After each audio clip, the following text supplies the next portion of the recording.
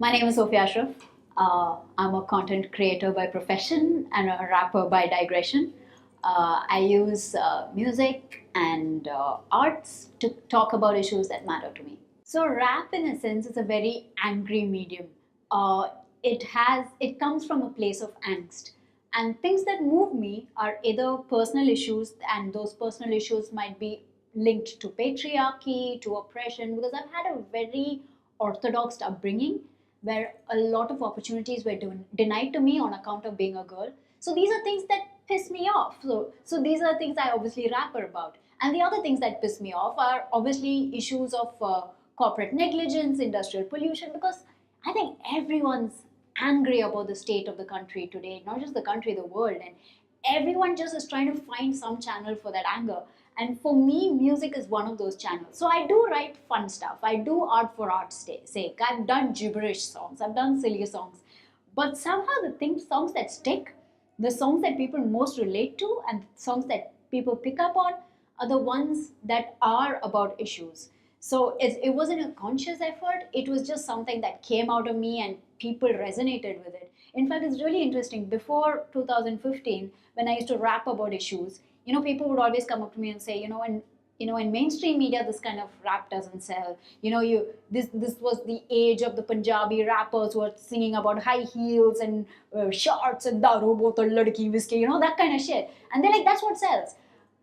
But then in 2015, when Kodaikanal Won't came, people pulled together and they showed a collective voice. They said, you know what, we care about things, and this is us showing our opinion. So suddenly, even mainstream media woke up and said, oh, people care about issues. I don't only need to show these rappers who rap about all of this. I can also talk to gully rap. I can talk to Dalit rap. I can talk to casteless collective. I can bring in folk musicians. It was, in fact, Kodaikanal Won't, yes, had an impact environmentally, but it also had an impact artistically, because media and those with vested interest in media woke up to the fact that people care. Rap happened kind of as a fluke. I love music and I love being on stage. One thing you need to know about me, I'm an attention whore. I just need the lights on me. So I would find any excuse when I was young to get on stage. And my deal was I grew up very orthodox and nobody in my family works. So I was told, you know what? Have fun in college, go for intercollegiate culturals and all. But iske baad, get married and sit at home. So have all the fun you can right now. If you want the spotlight, get it now. And get it in an all-girl setting.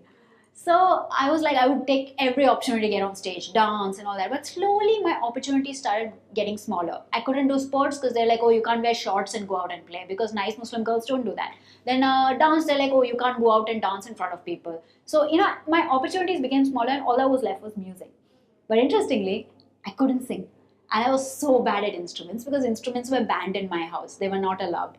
So I was like, oh my god, I can't do anything. But somehow people just put me in the music team because I just had that rhythm in me. So while I was in the music team, I saw this team next to me performing, and this girl was rapping. And I was like, I can't sing, I can't play an instrument, but I can do what she's doing better than what she's doing, because she's doing a bad job of it. So I started rapping, and the funny thing is, good work is normally what inspires people. For me, it was bad work. Seeing someone do a bad job of it, I was like, you know what, I can do a better job than this. And that's how I started rapping.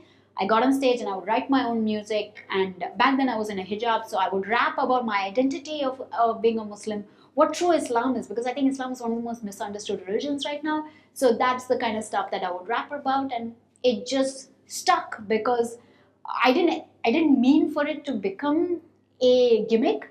But the idea of a woman from South India, the underdog of the underdog, speaking about issues stuck with people.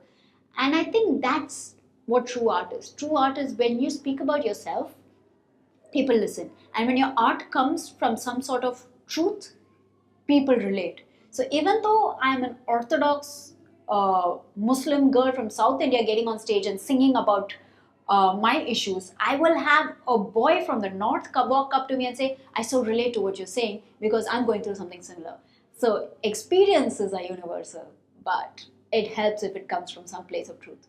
I wish there was this epiphanic moment where like the waves stopped crashing, the palm trees stopped waving, and I saw this light. Honestly, it was just a lot of reading. I was studying philosophy, I was studying world religions, and I was just reading, and slowly I realized that a lot of my old beliefs stopped making sense to me. So when my beliefs stopped making sense to me, I decided I needed to discover new ones, and I just moved on. And then I was like, you know what? I need a new setting and a new surrounding.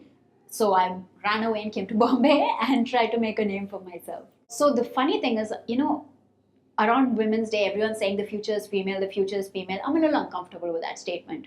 I don't believe the future is female. I think the future is inclusive. It's male, female, gender non-binary, everyone. It's about equity and equality. This shoot would not happen without our male counterparts, the male cameraman, the male sound engineer. We need men as much as we need women. And so around this Women's Day, I got a lot of calls about a lot of events, and I kind of shied away. But Roar means a lot to me because Roar, one, it's about being a rebel, and two, it's about women entrepreneurs also, which is a very non-patronizing thing to do on Women's Day. Everyone on Women's Day is like, oh, you're beautiful, oh, you're strong, it gets very surface, it gets very shallow. Roar is not patronizing. It is the need of the hour. As much as I say equity, equality, I also acknowledge that we do live in a world where I read something yesterday, I think on Roar, where there are more James at the head of companies than there are women. There are more men named James at the head of a company than women. These are things that really stand out. So even though we say, oh, you know what, I want equity, I want equality, there is a need to kind of laud the women who are making a difference, because we are still in that limbo space. We haven't jumped from here to there because this is millennia of oppression that we're fighting. We need the space of limbo. Yes, things are better, but it could get better. And while it's getting better, we need to laud these women who are doing things out there so that other women can look at these women and go, you know what, it's not as complicated as they make it sound. It is easy. Go out there, get your software, grab a mic, and get on stage.